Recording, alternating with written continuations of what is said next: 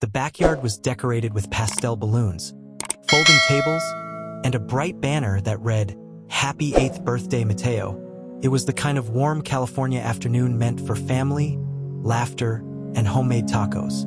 For the Hernandez family, this birthday party was a rare moment when cousins reunited, old friends stopped by, and 3 generations gathered under one roof. No one imagined the celebration would become the scene of one of the most shocking mass shootings the quiet neighborhood had ever witnessed. Music played from a Bluetooth speaker as children chased each other across the grass, their shrieks of joy echoing through the block. Parents relaxed near the grill, discussing work, mortgages, and weekend plans. Inside the house, Mateo's mother added the final touches to a Pokemon-themed cake. Everything felt peaceful, ordinary in the best way. But at 6:42 p.m., that peace shattered.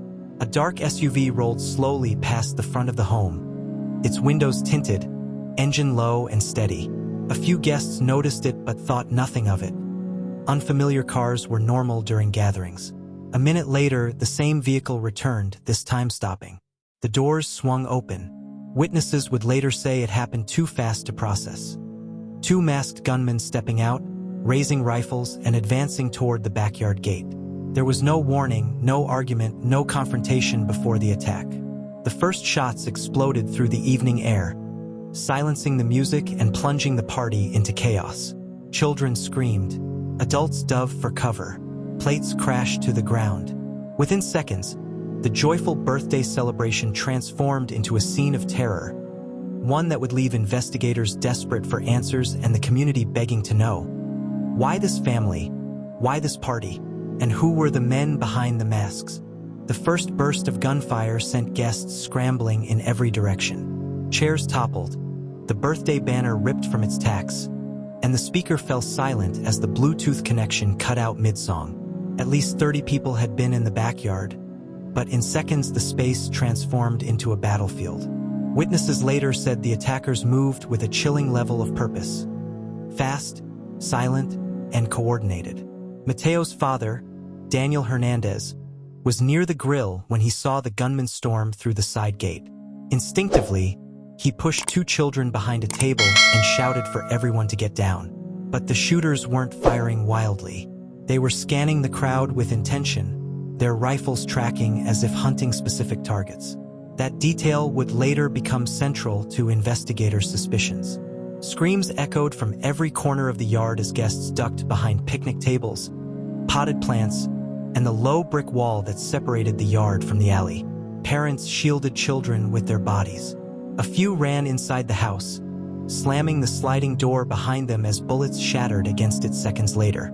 Shards of glass rained over the kitchen floor. Daniel tried to reach his son, who had been standing near the cake table only moments earlier. But the shooters redirected, unleashing another barrage. A relative grabbed Mateo and sprinted toward the garage, barely dodging a round that struck the fence behind them. Within 45 seconds, the gunmen had fired more than 50 rounds.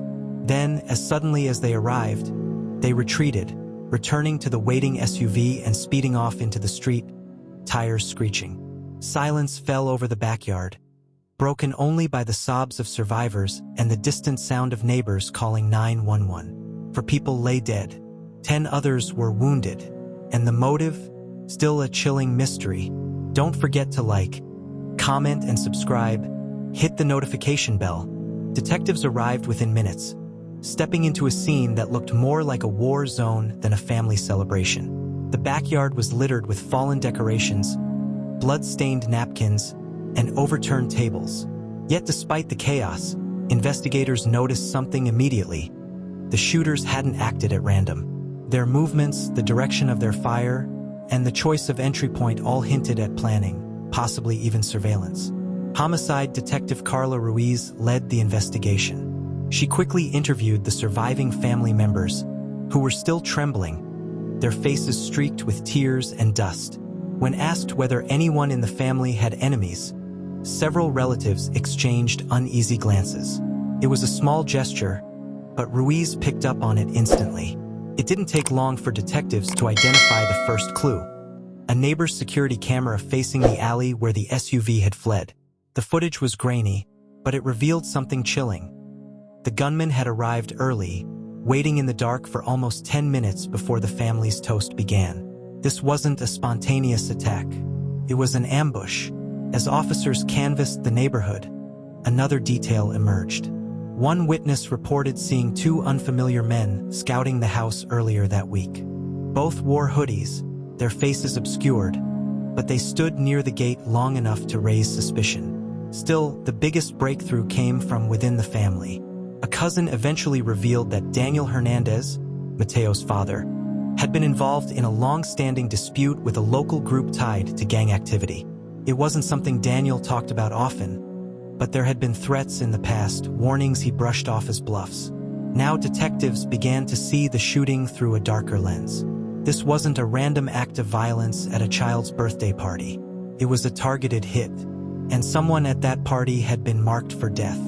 By the next morning, the investigation had shifted into high gear.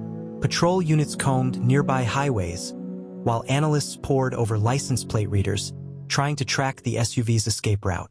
But the gunmen had chosen their streets wisely. They vanished into a maze of residential backroads before the first patrol cars even arrived. Detective Carla Ruiz focused on the feud connected to Daniel Hernandez, knowing it was the strongest lead so far. She called him in for a formal interview, where Daniel, still shaken, still processing the trauma, reluctantly revealed the truth. Months earlier, he had confronted members of a local criminal crew after they attempted to extort the auto shop where he worked. Daniel refused to pay.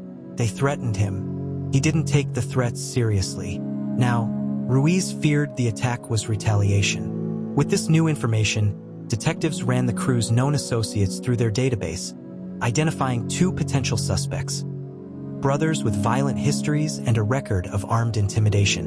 One had previously been charged with attempted murder, another charge tied directly to extortion. The brothers had gone underground months earlier, avoiding police contact. Their disappearance now seemed far more suspicious. Surveillance teams were dispatched to old hangouts, but the men were nowhere to be found. Interviews with former associates revealed only whispers, claims that the brothers had been planning something big, that they were desperate for revenge, that they believed Daniel had disrespected them publicly. But when Ruiz received the ballistic report, the case took a shocking twist. The shell casings collected from the backyard matched a weapon used in another shooting 2 towns over. A shooting that had left 2 people dead and was believed to be gang-related. Suddenly, the investigation expanded from a family tragedy to a possible multi-city spree, and the suspects were becoming more dangerous by the hour. For the next 72 hours, California law enforcement launched one of the largest coordinated manhunts the region had seen in years. Roadblocks were set up across Ventura County, helicopters circled rural highways, and digital billboards flashed the faces of the 2 fugitive brothers believed responsible for the massacre. Community fear was spreading fast. Families kept their children home, local parks emptied, and news stations broadcast updates every hour. Detective Carla Ruiz barely slept. With every new tip, she hoped they were one step closer, but most leads fizzled into dead ends. That changed when investigators tracked the SUV to an abandoned warehouse on the outskirts of Oxnard.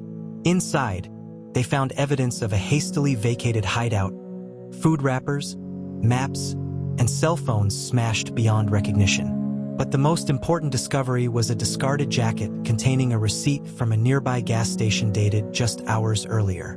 Ruiz and her team arrived at the station minutes after the discovery. Surveillance footage confirmed the brothers were still together, loading supplies into a different vehicle, a stolen sedan. But one detail caught Ruiz's attention. The younger brother appeared anxious, constantly looking over his shoulder, while the older one maintained rigid control. This dynamic hinted at what would come next. The break came when the sedan was spotted by a highway patrol drone heading north toward a remote mountain pass. Officers boxed them in on a narrow stretch of road. Surrounded with no escape, the younger brother surrendered immediately, trembling as he stepped out with his hands raised. The older brother, however, attempted to flee on foot and was apprehended moments later after a brief struggle.